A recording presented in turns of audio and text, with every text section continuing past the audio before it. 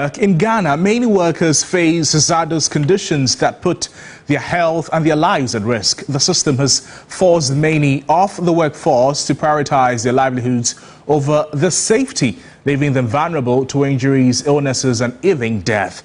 As we mark the Labour Month of May, my colleague Sarah Penker explores the working conditions of the Ghanaian worker.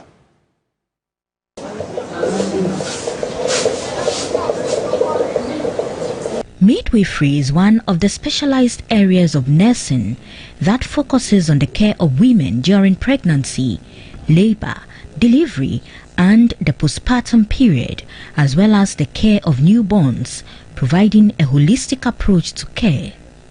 However, several research documents have proven the stressful nature of the practice, with non-adjustable delivery beds leading to musculoskeletal disorders and health complications for them.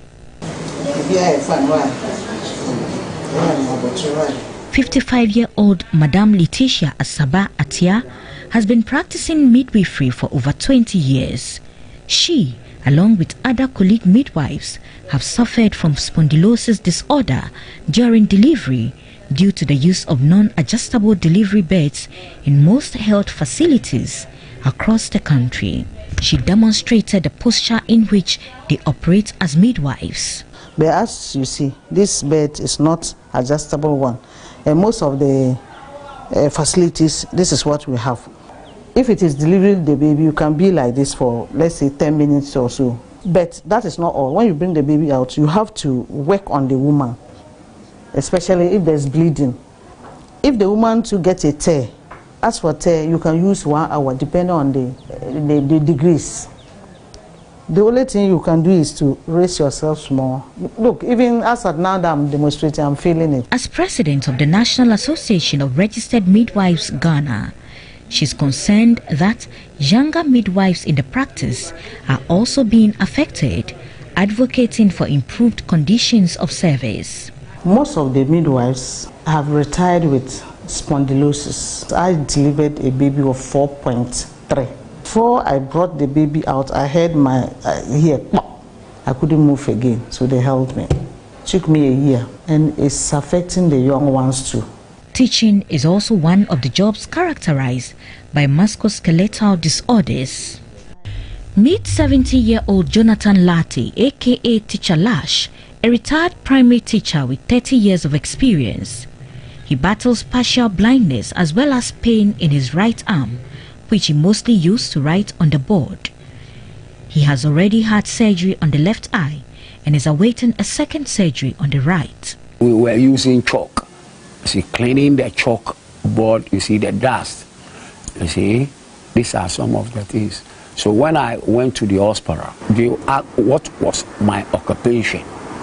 And I told them I was a teacher and I have taught for almost 38 years. He wants employers to prioritize accommodation for teachers. A teacher comes up from training college and he or she is being posted to, I think, other regions, not Greater Accra. Then you see that the teacher is going to face accommodation. That's why you see that teachers don't want to go to the regions to go and perform their duties well. Many workers have to labor for long hours under very poor working conditions, which takes a toll on their physical and mental well-being, all while earning very low wages. If you take Section 9 of the Labour Act 2003, Act 651, it enjoins employers to protect the interests of working people in all respects. Now, the same law, under Section 11 of the same Act 651, it enjoins workers themselves to be conscious of their health and safety of their own colleagues that they work together with. Labor consultant Austin Gami would like the health and safety law amended while encouraging workers to use the labor law.